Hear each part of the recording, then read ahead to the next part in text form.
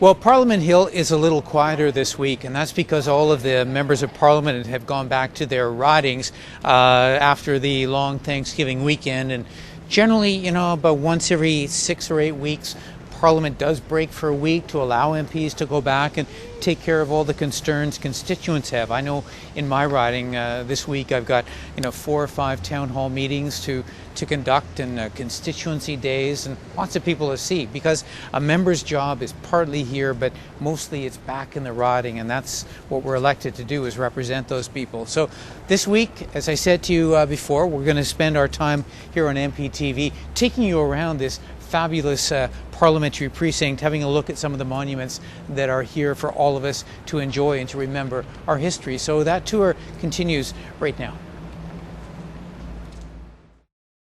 Station 8, the Summer Pavilion.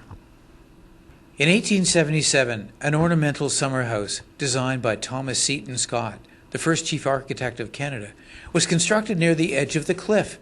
It was meant to be used as a summer retreat for the Speaker of the House of Commons and his family. In 1956, the building was demolished because of its poor condition.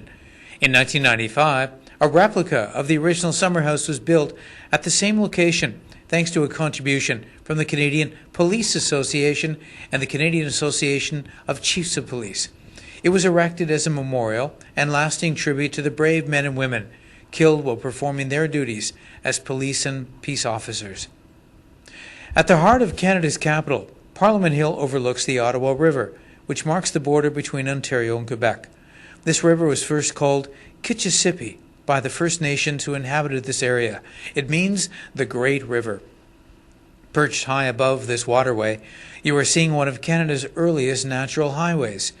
Take a few moments to enjoy the view when you're there from the Summer Pavilion, and imagine what Samuel de Champlain, a 17th century explorer, must have felt when he came upon the scenery that lies before you now: the Gatineau Hills, the Ottawa River, and the Chaudière Falls. At one time, the secluded Lover's Walk hugged the cliffs of Parliament Hill. This popular path was closed off during the Great Depression for safety reasons, and was eventually replaced by the scenic promenade, which now follows the shoreline of the Ottawa River. Access stairs linked Lover's Lane with the pleasure grounds at the back of Parliament Hill, which were laid out to capitalize on the magnificent view and the picturesque Gothic architecture of Centre Block. Typical of public gardens of the era, the grounds were provided with benches, the ornamental summer pavilion, a gazebo, and lookouts.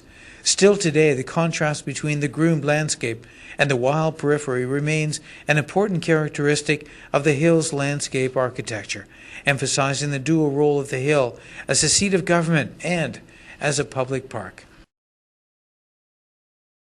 Station 9, Thomas Darcy McGee. Thomas Darcy McGee was a great advocate for United Canada and was often referred to as the first Canadian nationalist, known for his powerful oratory, and noted as a consummate writer of prose and poetry. McGee also lent his eloquence to other causes, including speaking out against the Fenians, a group of Irish Americans who tried to invade Canada in the 1860s, when on April 7, 1868, he was shot and killed while returning to his Ottawa residence on Spark Street after an evening debate in Parliament. Canada lost perhaps one of its greatest defenders of democracy and good government. Station 10, the Victoria Belle. Quote, "The fire raged fiercely for hours. The main tower was not touched until about 11 p.m., and one of the most pathetic incidents of the night, which moved the spectators, was the striking of the midnight hour by the old tower clock. There seemed almost a human hand as its familiar tones boomed out from the mass of flames." Reading the above quote by the then Deputy Minister of Public Works, you can almost visualize Centre Block with the Victoria Tower engulfed and ravished by the fire of February 3, 1916. Shortly after striking midnight, the Victoria Belle came crashing down into the building. The Victoria Belle was later recovered from the ruins and put on display. It was restored in the spring of 2001, and a new monument was unveiled by Public Works and Government Services Canada in partnership with the Canadian Bankers Association. The bell is mounted on an angle to symbolize the position it was in when it came crashing down at the stroke of midnight. Station 11, the Library of Parliament. The Library of Parliament is one of the most extraordinary examples of Gothic revival architecture in Canada. Inaugurated in 1876, this magnificent building survived the devastating fire of 1916, which destroyed the original centre block. As a result, it is the only part of the original Parliament buildings still standing. It would be difficult to overstate the library's visual and symbolic impact. Home to a collection of over 500,000 books and documents, the library is for the use of parliamentarians and authorized clients. It preserves our political history as a reference for decisions that lead us into tomorrow. In 2002, the main Library of Parliament building closed as work began on a large-scale conservation, renovation, and upgrade project. Station 12, Robert Baldwin, 1804 to 1858, and Sir Louis Hippolyte Lafontaine, 1807-1864, proponents of the principles of responsible government. This is the only monument on Parliament Hill which commemorates the joint efforts of two statesmen. In 1848, Robert Baldwin and Sir Louis Hippolyte Lafontaine were responsible for the adoption of the principle of responsible government. This principle requires the government, in other words the Prime Minister and his or her cabinet, to have the support of the majority of the House of Commons on all bills it proposes, thus making it answerable to the elected Assembly. Should this not happen, the government must resign. Another political party would then be asked to form the government, or elections would be called. The pedestal below the statues of Baldwin and LaFontaine is affectionately called the Whispering Wall. When one person stands at the end of the curved bench and the curved mace, and a second stands at the other end of the bench where the downturned sword has been carved, well, they hear each other. Station 13, Queen Elizabeth II, born 1926. Queen Elizabeth II, who has reigned since 1952, is depicted on her horse Centennial. This horse was a gift to the Queen by the Royal Canadian Mounted Police in 1977 to celebrate her 25th year as Canada's monarch and head of state.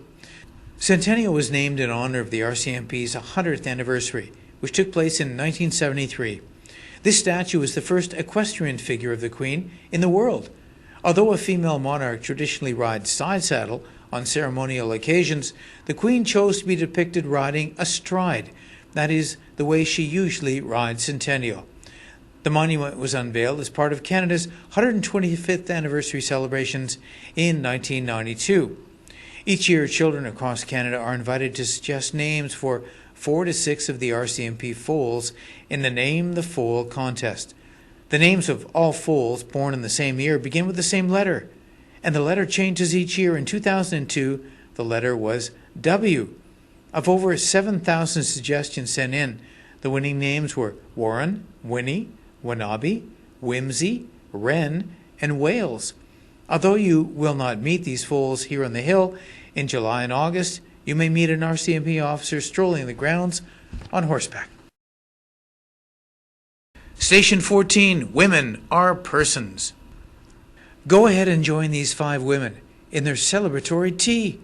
These women are rejoicing over their victory in the persons case of 1929. These women won a legal challenge to have women considered persons under the British North America Act, making them eligible for appointment to the Senate. These 5 leading women were Emily Murphy, Henrietta Muir-Edwards, Louise McKinney, Nellie McClung, and Irene Parlby.